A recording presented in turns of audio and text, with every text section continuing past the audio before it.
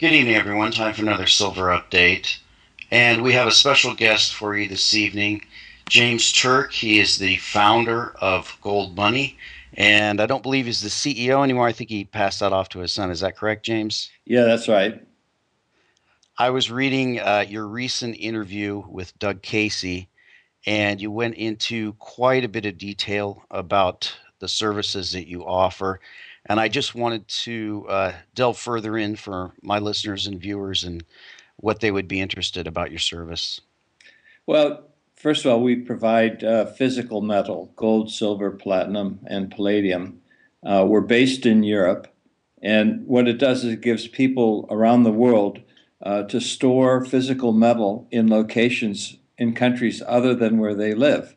And I happen to believe that geographic diversification of your precious metals is a very important objective because I see the precious metals as the bedrock asset in one's portfolio, and as a consequence, you don't want to take risks with it. And one way to mitigate the risk of owning precious metals is to have it stored in different countries, different locations, different vaults. The vaults that we offer are located in London, Zurich, and Hong Kong.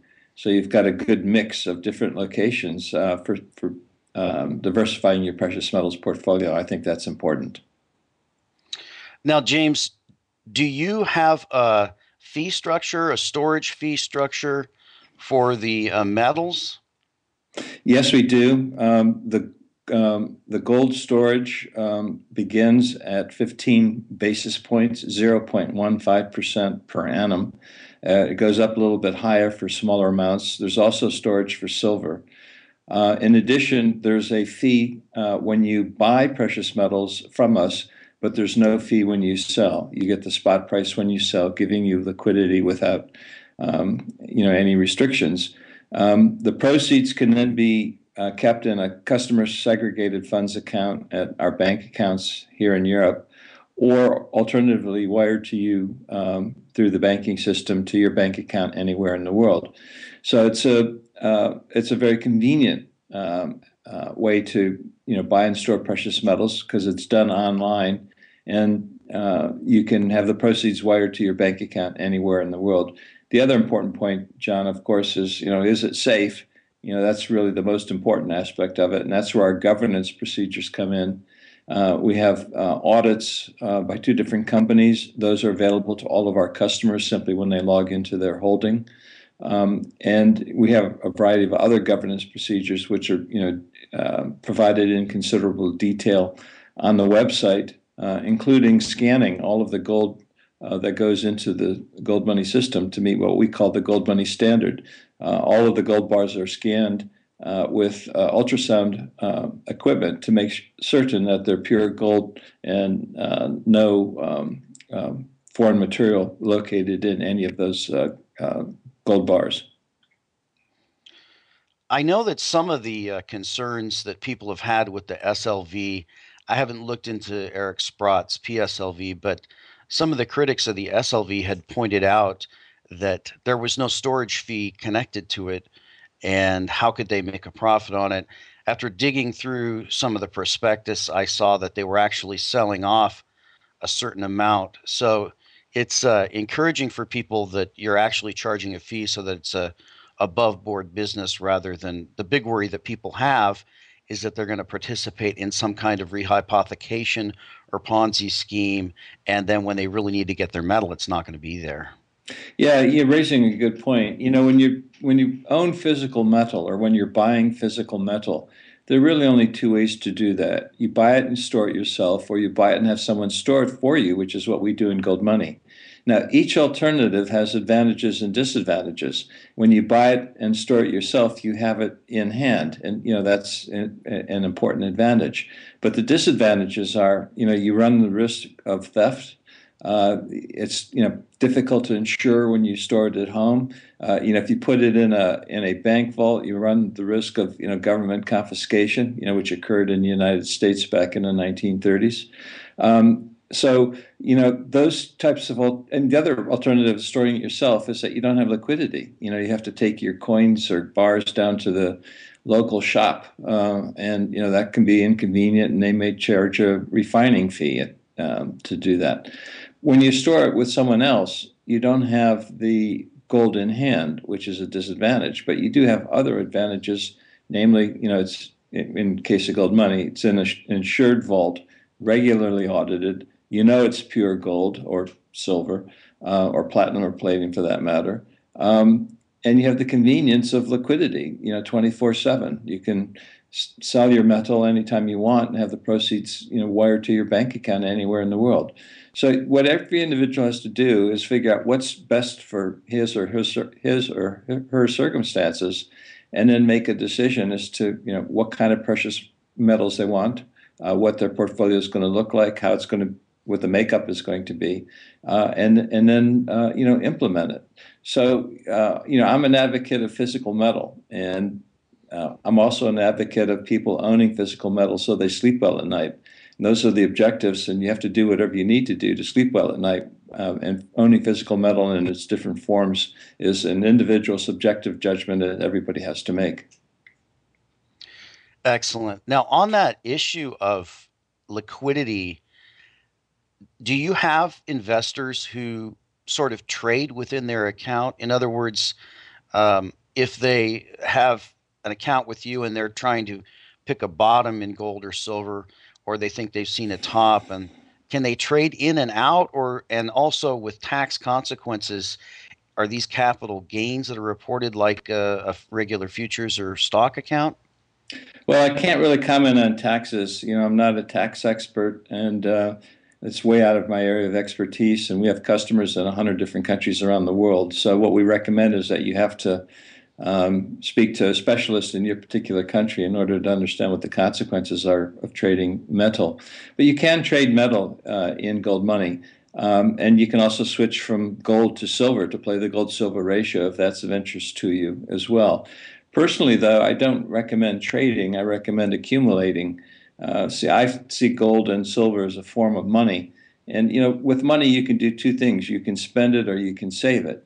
And I'm in favor of saving the good money, which, of course, is sound money. And therefore, I see accumulating gold and silver as a way of building savings. And I think that's very important for every individual in terms of, putting their portfolio together. Savings, we don't talk about it so much around the world because you can't really save a fiat currency. You're losing money when you do that because the interest income is not high enough to offset the loss of purchasing power or to compensate either for the risks you're taking when you're holding any kind of national currency. But when you're accumulating gold or silver, you're doing very, very well. Gold has risen 11 years in a row against the U.S. dollar. The average rate of appreciation is 17% per annum. That interest income that you get on a bank account is nowhere near that. Plus, when you own physical gold, you don't have counterparty risk. You're owning a tangible asset. That's important too. So my strategy has been, since forming GoldMoney back in 2001, I've always been recommending just accumulate the precious metals. We're in a major bull market. Even though it's 11 years old already, it still has many more years to go. And when this bull market in the precious metals is finally over, you'll take that gold and silver that you've been accumulating, and you'll be in a much better position. You can use that as money. You'll spend it, or to buy a consumer good, or you'll spend it to make investments in other undervalued assets at that moment in time. And that's the key. Gold and silver remain undervalued, even though the price has appreciated the way it has over the past several years.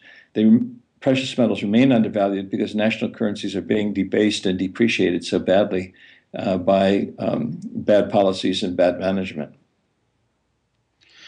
Now, on that topic, we've seen kind of a deflation scare coming out of the U.S. government, with Bernanke kind of being unwilling to talk about further QE, and the stock market is starting to sell off.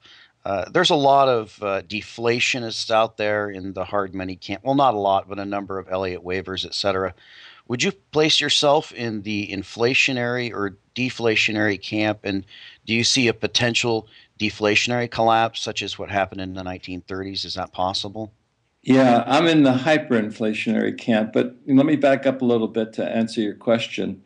To answer the inflation-deflation debate, The question is, what money are you using to calculate prices?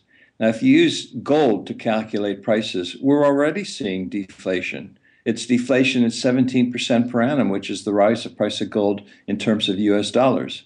Things that in gold terms 10 years ago cost maybe 100 ounces of gold now only cost 10 or 15 ounces of gold. I'm not exactly sure the number, but I'm making the point that we are getting a 1930s style deflation when you calculate prices in terms of gold. When you calculate prices in terms of dollars, we're actually getting inflation. Even by the government's own measure, which I think understates the true rate of inflation. You're seeing prices rising all of the time. To answer this inflation-deflation debate, it's a question of whether, which currency you're using. So if you're talking about dollars, we're going to get, I think, hyperinflation. If you're talking about gold, you're going to get deflation. Now, when I talk about hyperinflation, I'm talking about a road that we've seen traveled by many, many governments for many, many times throughout monetary history. And hyperinflation, though it manifests itself in different ways, always has one cause. In Germany or Zimbabwe, it manifests itself with printing paper currency. In Argentina in 1991, hyperinflation came in the banking system. There wasn't a lot of paper, but there were a lot of zeros added to your bank account. But the cause is always the same. It's too much government spending. When governments spend beyond their capacity, they're forced to borrow. And eventually they borrow so much that the market refuses to lend to it, or is unable to lend to it because there's just not enough accumulated savings to satisfy the government demand for borrowing.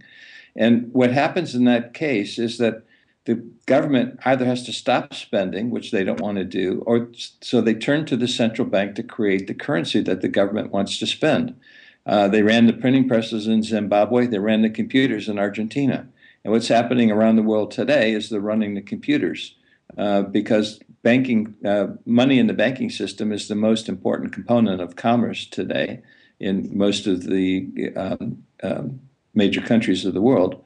And so they're just doing what's called quantitative easing, which is really a form of money printing or enhance the bookkeeping to increase the quantity of currency in circulation. So we're on this road to hyperinflation, and the U.S. government in particular doesn't seem intent to redirect the efforts. There's no control on what's being spent in Washington, and we're seeing repeated years of trillion-dollar deficits. This cannot go on. And ultimately, it's going to lead to hyperinflation, in my view. It all goes back to a book I wrote in 2004 with a good friend of mine by the name of John Rubino. The book was called The Collapse of the Dollar, and it was basically laid out back then why you need to own precious metals. And even though it's been a long time since then, we're still on the same path toward hyperinflation, and you still need to own precious metals to protect yourself against what's coming in terms of currency problems, not only in the United States, but pretty much throughout the world. Now, I know that you have one of your facilities for storage is in Hong Kong. I know that Jimmy Rogers feels that China is at the beginning of a 100-year boom, something similar to what the United States did. Do you foresee them trying to introduce the next hard currency, or do you see us going more towards a world, maybe SDR currency in the future? Yeah, that's a really good question. I lived in Asia for most of the 1970s, and I did a lot of business with Chinese businessmen and got to understand a little bit about Chinese and Asian culture in general. And in that part of the world, they intuitively understand that gold is money. And if you were to say that gold is not money or is an investment, they would think that you landed from Mars. So it seems inevitable that gold is going to increase its role as a form of international monetary asset. It's maybe starting in that part of the world, but I guess the bigger element of the question you're asking, John, is what is the the global currency, going to look like in the next few years? Is it going to be something that comes from government, or is it going to be something that comes from the free market? Gold is very much tied to the free market. It has value not because some government says it has value. It has value because of its 5,000-year history as money, and the fact that people acting with one another in the free market made it as money. So, is that what's going to be the nature of our currency in the future, or is it going to be something dictated from government? Hopefully, it will be a free market currency rather than some government-dictated currency, but only time will tell.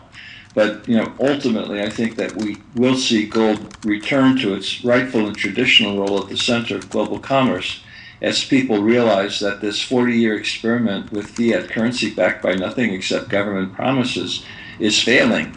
It's failing because we see all of the problems worldwide with the present currency system as it's presently constructed. So it's inevitable we'll go back to gold. How we will do it and what the form will be, no one can predict, and only time will tell. But that's clearly the way that we're headed.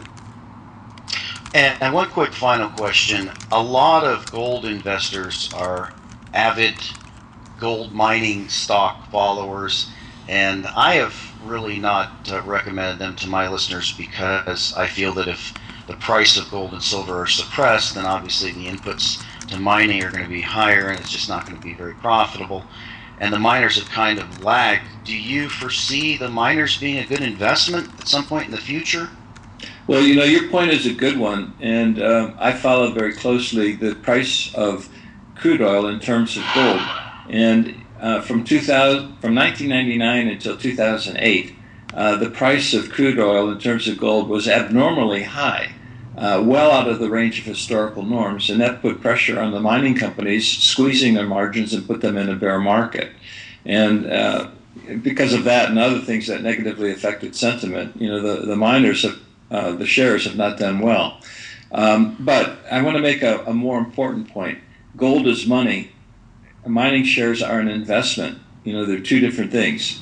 Gold does not have a balance sheet, management team, PE ratio, or any of the things that you need to consider when you're making an investment. Mining shares have all of those things. So when you look at a portfolio, there are two components to it. There's the liquidity or the money part, and then there's the other assets that you have in your portfolio, stocks, bonds, and whatever else you're making as an investment. Keep in mind that when you own physical gold and silver, you own money. You don't own an investment. When you own mining shares, you own an investment. They require different types of analyses to determine what the relative composition should be in the portfolio. But you always start out by owning gold and silver, and then if you're prepared to take the risk, you can go and own some of the mining shares too, but recognize that you're making an investment. And you have to analyze that investment just like you do all other investments when you buy the mining shares. Well, I think my viewers will appreciate that advice. How can they reach you or get to your site or sign up for your service? Yeah, we're at GoldMoney.com, and it's basically very simple and straightforward to sign up. Everything is done online. It's free to open a holding. We don't use the term account because we don't want people to think that we're a bank, even though we have some similarities to online banking. We're not a bank. We're basically holding physical gold, silver, platinum, and palladium for our customers, so we call their relationship with us a holding. It's free to open a holding, and everything is disclosed on our website in terms of the fee structure, how to go about it, and there are a couple little simple examples of how to go about buying and selling precious metals with gold money. Well, thanks for coming on the show, James, and I hope to talk to you soon. I'd like to do that. Thanks a lot.